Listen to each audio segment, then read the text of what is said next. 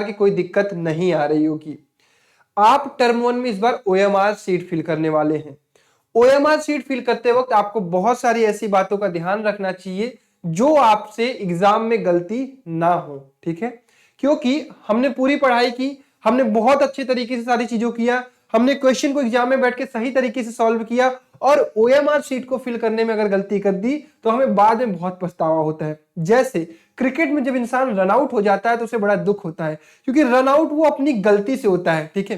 Cricketing shot खेला, catch out हुआ तो भैया ठीक है, बॉलर अच्छा बॉलिंग किया, फील्डिंग अच्छा किया, बोल्ड हुआ, बॉलर अच्छी बॉलिंग किया, हिट विकेट हुआ, बैट्समैन ने गलती की। ये सारी चीजें के बाद बावजूद अगर बल्लेबाज रन आउट होता है तो उसे लगता है यार कि मैं अगर सही से भागा होता तो शायद ये गलती नहीं हुई थी और वो रन आउट नहीं हुआ होता। इसी तरीके से आप अपने टर्म 1 एग्जामिनेशन में अगर ओएमआर फिल करने में अगर गलती करते हैं तो आपको ऐसा एहसास होगा कि ये गलती आपकी है, ठीक है। तो मैं आपको बता दूं, ये ओएमआर के ऊपर नीचे की सारी चीजें आप भर लेंगे। मैं आपको मेन चीज यहां पे बताने वाला हूं इस वीडियो में, छोटे से वीडियो में, ताकि आपको ये चीज क्लियर रहे कि आपको चीजें भरनी कैसी हैं। जैसे मान लीजिए ये आपका ओएमआर सीट है। ओएमआर सीट फिल करने के लिए आप ब्लैक या ब्लू बॉल पेन का यूज करेंगे।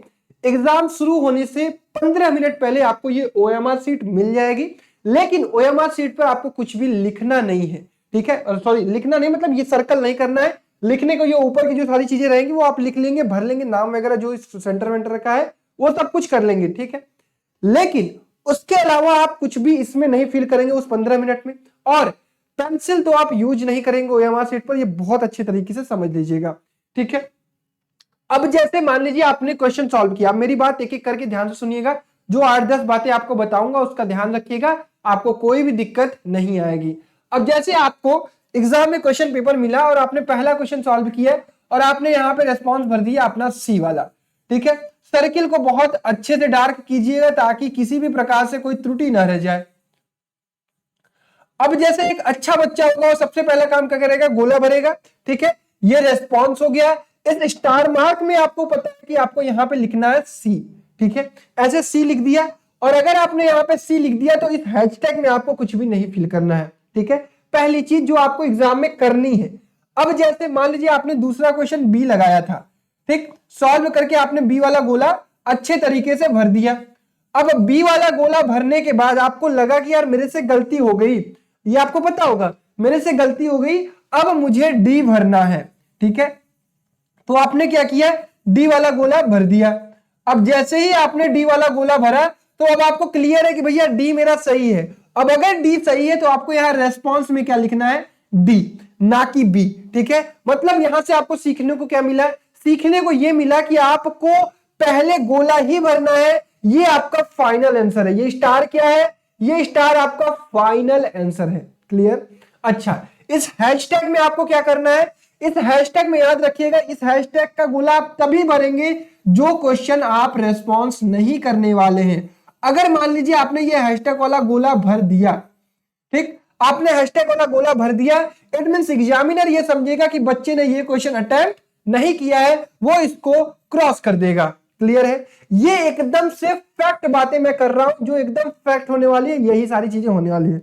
अब आप गलतियां क्या क्या करोगे, जैसे आपने क्या किया, बी फिल किया, ठीक, बी फिल किया और बी यहां पे लिख दिया।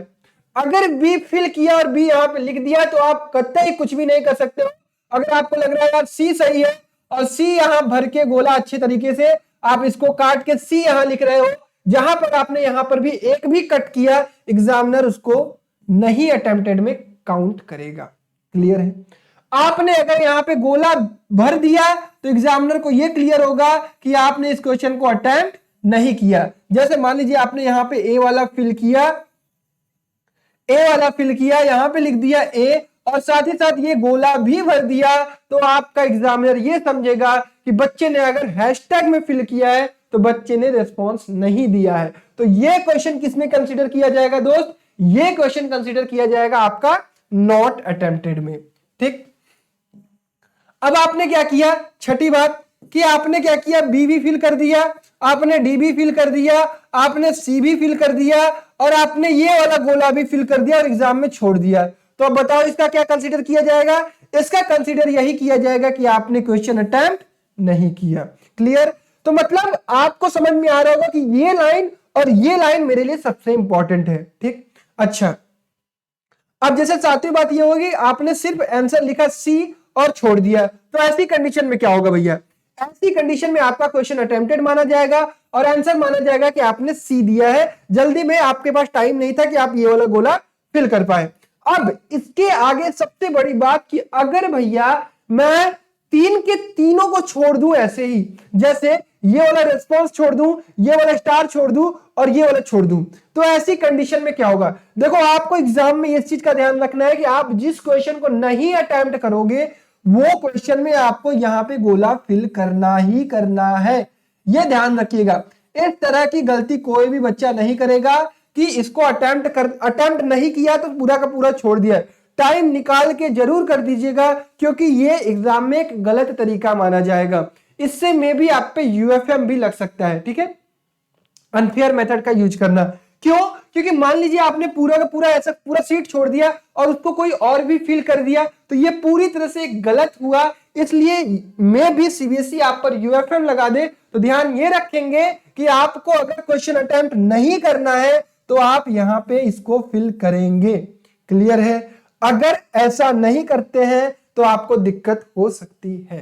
ठीक है, और जैसे मान लिया कि आपने क्या किया, ए भी भर दिया, बी भी भर दिया, सी भी भर दिया, डी भी भर दिया। ठीक है, और इसके बाद आपका मन कर रहा है, जो आपको मन कर रहा है वो लिख दीजिए। ए लिख दिया, आपका ए कंसिडर किया जाएगा। ठीक, क्लियर, समझ में आया, बढ़िया, उम्मीद करता हूं। इसके अलावा अगर फिर भी कोई आप पर डाउट रह जाए कि भैया ये चीज हम कर दें, वो चीज कर दें, तो क्या ऐसे हो सकता है, तो आप उसको कमेंट बॉक्स में जरूर छोड़िएगा।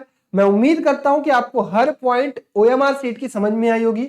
ओएमआर सीट में एग्जाम में ध्यान ये रखेंगे कि आप गोला भरते चलिएगा। ठीक है, फाइनल अटेम्प्ट आप तभी करिएगा, फाइनल स्टार में तभी फिल लिखिएगा जब आपको श्योरिटी हो। ठीक है, जब आपको श्योरिटी हो, और जो क्वेश्चन आपको नहीं अटेम्प्ट करना है उसको इन लास्ट में जाके 5 मिनट बचा के ये वाले गोले जरूर भर दीजिएगा। ठीक है, आई होप ये सारी चीजें आपको कंसिडर समझ में आई होंगी।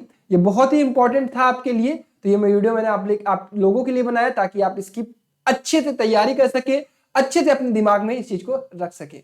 ठीक है, चलिए, तो इसी के साथ मैं वीडियो को एंड करता हूं। तब तक अपना ख्याल रखिए। आप सभी लोगों को टर्म 1 एग्जामिनेशन के लिए बेस्ट ऑफ लक।